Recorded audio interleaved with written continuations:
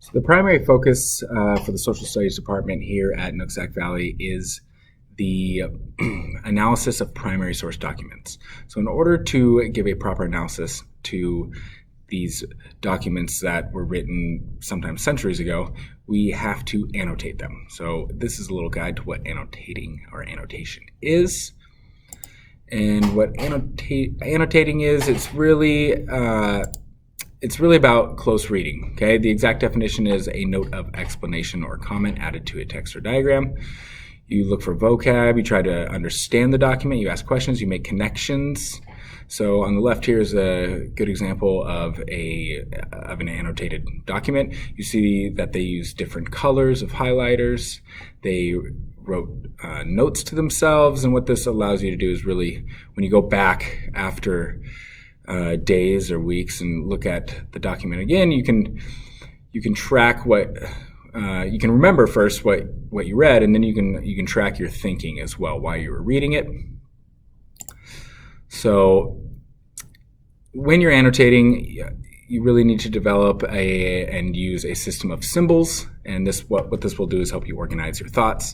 So this is an example of symbols you could use in your annotations, and by no means do you have to use these symbols, but you have all of these different symbols used to, for instance, make a prediction, confirm a prediction, vocabulary, question or confusing, interesting, important, connections, agree, disagree, and you can really use any symbol. It's not just, these are not, by no means are the ones you should be using.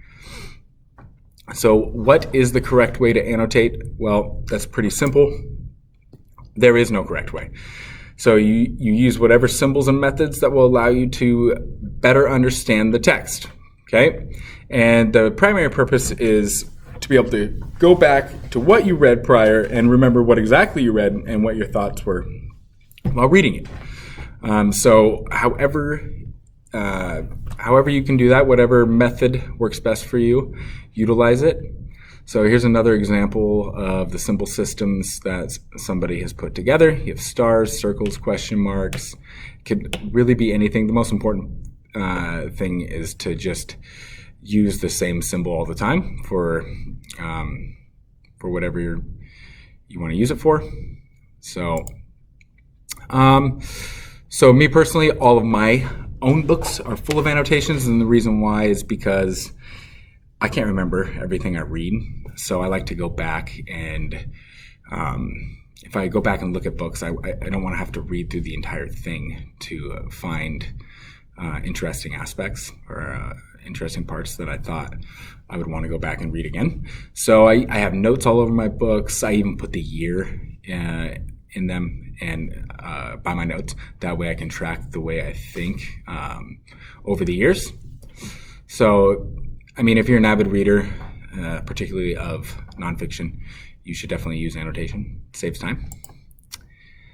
And so now we're going to get into the habits of mind, heart, and work, and we're going to use that as a lens to analyze a few Dr. Seuss books, stories. So yeah, it's my introduction to annotation.